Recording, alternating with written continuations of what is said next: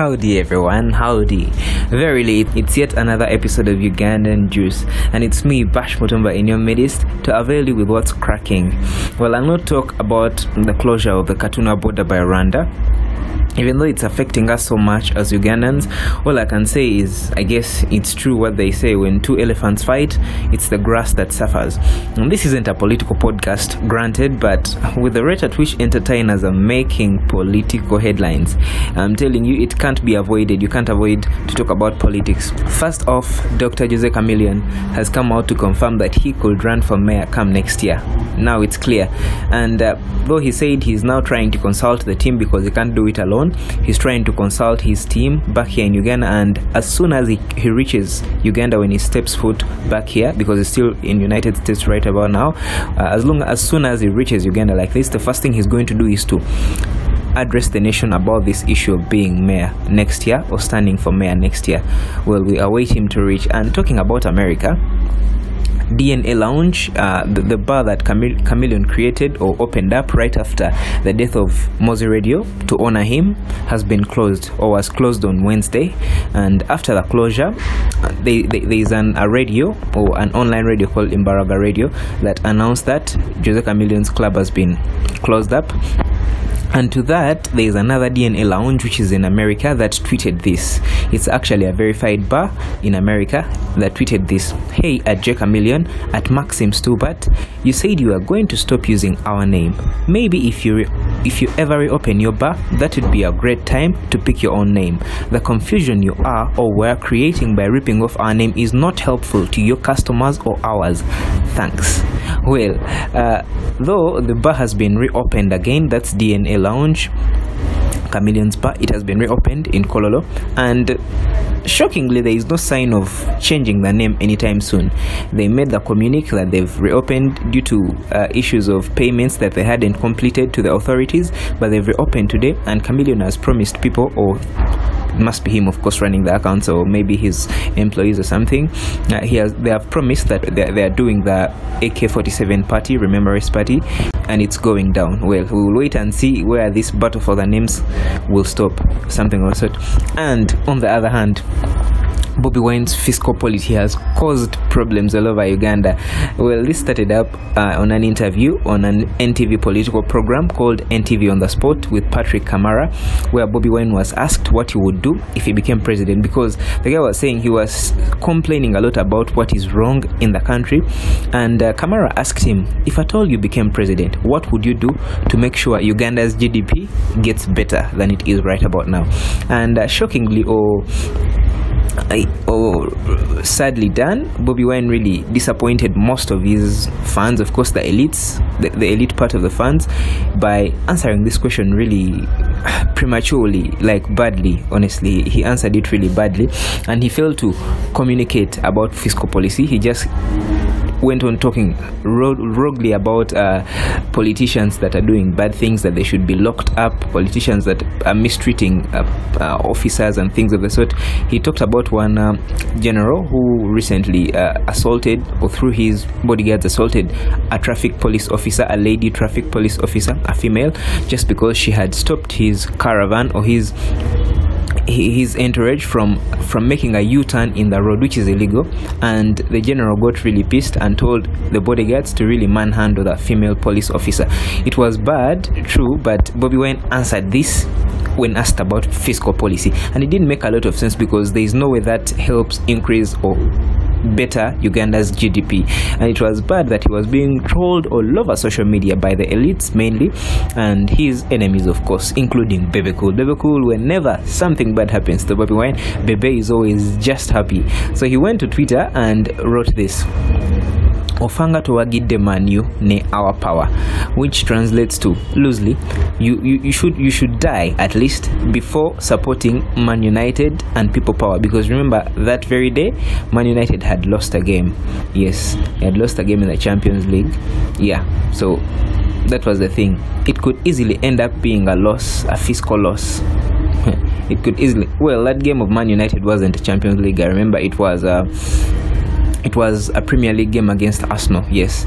So, and he said it could easily end up being a fiscal loss. That's what Bebe Cool says. And it was clear that he was trolling Bobi Wine, of course. And though it was a little indirect. And then Andrew Mwenda. Andrew Mwenda, for him, is always black and white about his criticism to anyone. Just like he has always been critical about Besigye way before, and the way he is critical about Bobi Wine right about now. So Andrew went to his Twitter and wrote this. This is a real tragedy of African elites. They continually complain that the problem of Africa is bad leaders, yet when given a chance to select leaders, they choose ignorant and idiotic characters. Look at this and tell me that Bobi Wine represents the future we want. He blasted elites, really. He blasted them in a long thread of tweets. And Andrew Mwenda, through that didn't really make Bobi Wine happy, of course, and Bobi was silent for a long time about this. I think later he couldn't take it. He couldn't take it. Then he just went on to write a thread of his own, blasting all elites, all people that are saying he's bad and fiscal policy and things of the sort. He went on all out to them, and he told them that it's not about the fiscal policy that's really bad, but it's about the leaders themselves. And he doesn't really need to know a lot of fiscal policy because he's not an economist. Yes, he's not an economist. He's a concerned citizen that wants change in this country. And Andrew Mwenda again came back and told Bobi Wine that no politician shouldn't know at least about something economical. You need to know at least something economical, because really this very same tax that Bobi Wine was opposing, the OTT tax, is actually a fiscal policy, and it would have been easier for him to at least start with that and mention it, even though it wouldn't make a lot of meaning because there are bigger things to talk about there. Yes, but that is part of fiscal policy as well, really. So he told him he needs to at least know something, and Bobi Wine didn't take this lightly as well. He just hit studio and produced a song about fiscal policy with his good friend Nobianli, with whom they've made a lot of hits over the years, and embattled fellow opposition politician MP Honorable Zake, and together with him they made that very big song that hasn't yet been released yet, but it will come out very soon. We expect it to come out soon.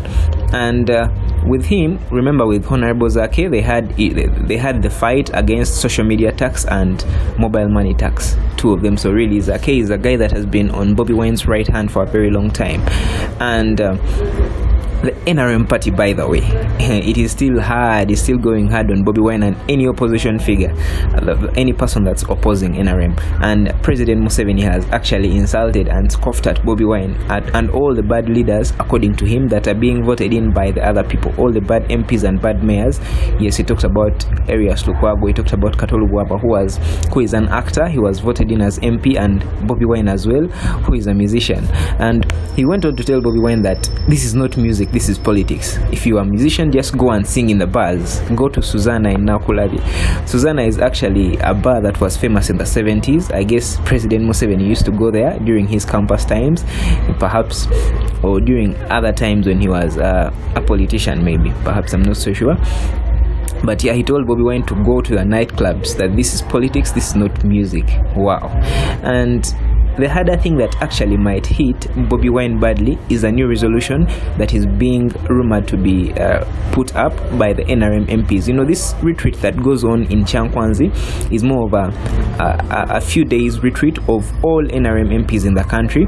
They go with the president, NRM cadres all over, and they talk about their state of affairs or the status quo in their party, the things that need to be done, the way forwards and all that stuff. And that's where they come up with various new laws. Many laws have come out through the Chankwanzi retreats, and usually anything that comes supported by the Chankwanzi resolution always becomes a law. Why? Because most MPs in Uganda are actually NRM MPs, and I guess that's why Andrew Mwenda always has been telling all opposition leaders, including Dr. Besigye, with his FDC, that they shouldn't always keep eyeing the bigger prize of becoming president, but they should eye the lower structures. They should first target getting more MPs in the parliament and then begin thinking of presidency, really, because even though you want change and you become the president, if at all the parliament is not backing you, your work will be very hard. So he says the President Museveni actually has majority MPs, so anything that is agreed in the party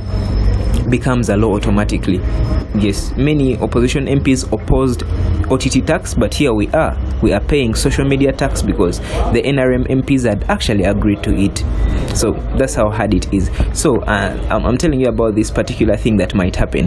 The MPs are, according to sources, they are fronting a motion that they want anyone below 45 years not to be able to vote. That's one. And secondly, the president will now be voted by parliament. MPs are the ones who will be voting the Ugandan president. Yes, that only MPs will vote. Ugandans won't be voting. Why? Because they're citing economic issues and budget issues, that there's a lot of money that's being wasted and we are not a rich country, we can't afford elections, apparently, according to these MPs.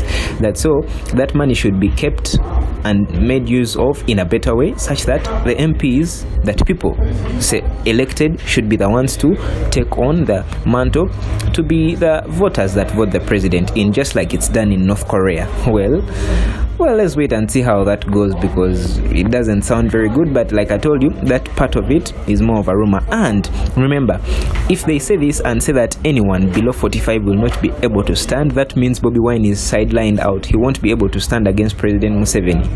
How amazing, how tough for him anyway. And actually, another thing is that all his slogans have been literally taken away. His people power slogan, which he always uses, people power, our power, was recently apparently signed by Balam Barugahara, who is an NRM cadre and is a popular promoter in Uganda. He's a popular promoter of entertainment and shows. Yes, he signed the people power slogan.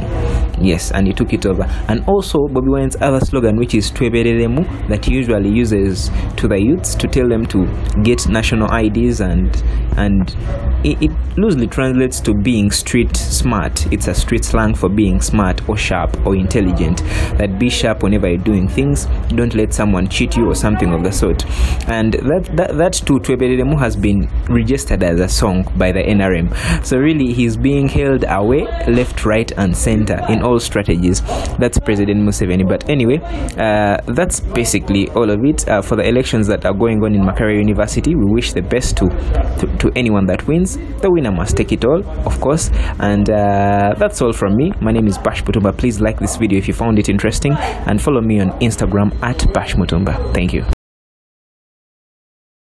Kuwa karibu na matukio ya burudani, gossip, lifestyle, michezo na mengine ya kufurahisha kwa kujiunga na SNS Sparking Conversation.